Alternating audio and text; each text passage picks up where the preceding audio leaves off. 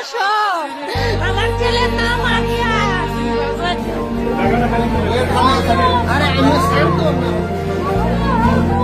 তোমার বুক খালি হয়ে যাচ্ছে।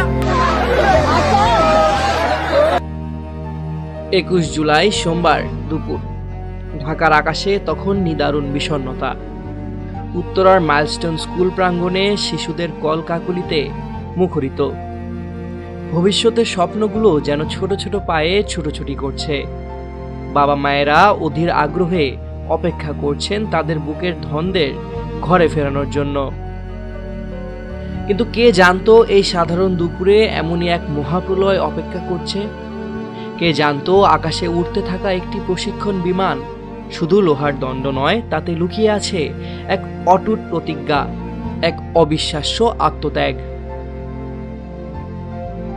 বেলা 1:06 বাংলাদেশ বিমান বাহিনীর F-7 বিজেআই প্রশিক্ষণ যুদ্ধ বিমানটি যখন উড্ডয়ন করল, তখন হয়তো পাইলট ফ্লাইট লেফটেন্যান্ট তৌকির ইসলাম সাগর স্বপ্নেও ভাবেননি এটাই তার জীবনের শেষ উড্ডয়ন।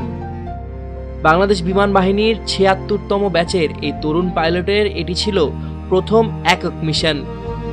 নিজের যোগ্যতা প্রমাণের আকাশ ছোঁয়ার এক পরম আকাঙ্ক্ষার প্রতিফলন। মাত্র ১৩ মিনিটের মাথায় বিমানটি নিয়ন্ত্রণ হারাতে শুরু করল। তাকে কন্ট্রোল রুম থেকে বারবার ইজেক্ট করার পরামর্শ দেওয়া হলো। নিজেকে বাঁচানোর সুযোগ ছিল তার সামনে, কিন্তু তৌকির তখন হয়তো ভাবছিলেন তার নিচে থাকা প্রাণগুলির কথা, স্কুলের শত শত শিশুর কথা। তিনি জানতেন প্যারাশুটে ইজেক্ট করলে বিমানটি সরাসরি আবাসিক এলাকায় বা স্কুল ভবনে আছড়ে পড়বে, ধ্বংসযজ্ঞ আরো বাড়বে। যে দৃশ্য এখন চোখের সামনে ভেসে উঠছে তা কোনো কল্পকাহিনী নয়, এ এক চরম বাস্তবতার প্রতিচ্ছবি। তৌকির চেষ্টা করেছিলেন বিমানটিকে যেন জনবসতিহীন এলাকায় নিয়ে যেতে পারেন, কিন্তু বিমানের নিয়ন্ত্রণ তখন তার আর হাতে নেই। প্রতিটি মুহূর্ত যেন মৃত্যুর কাছাকাছি টেনে আনছে তাকে। শেষ মুহূর্তে যখন বিমানটি মাইলস্টোন প্রিপারেটরি কেজি স্কুলের ভবনের উপর আছড়ে পড়ল, তখন তিনি হয়তো শেষবারের মতো কিছু করার চেষ্টা করছিলেন। তার শেষ নিঃশ্বাস মিশে গেছে পোড়া কাঠ আর লোহার গন্ধে। নিজেকে বাঁচানোর সুযোগ থাকা সত্ত্বেও তিনি তা করেননি। তার বুকের গভীরে ছিল একটি প্রার্থনা, যেন আর কোনো শিশুর জীবন না যায়। বিমান বিধ্বস্ত হওয়ার সাথে সাথে যেন পুরো উত্তরা জুড়ে নেমে এলো এক ভয়াবহ নীরবতা। এরপরই শুরু হলো আহাজারি আর আর্তনাদ। এক নিমিষে স্কুলের ভবনটি পরিণত হলো ধ্বংসস্তূপে, চারদিকে আগুনের লেলিহান শিখা।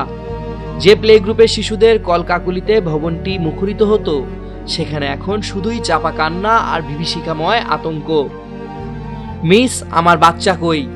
মোবাইল ফোনে চিৎকার করে কাঁদতে থাকা এক মায়ের আকুতি যেন হৃদয় বিদীর্ণ করে দেয়।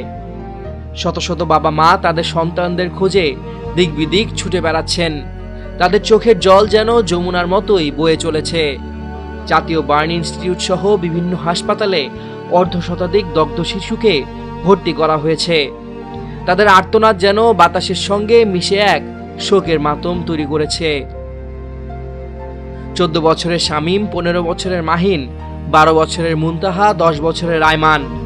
নামগুলো যেন শুধু সংখ্যা নয়, প্রতিটি নামেই লুকিয়ে আছে এক একটি পরিবারের দুঃস্বপ্ন, এক একটি মায়ের অশ্রু ভেজা ফোঁটা।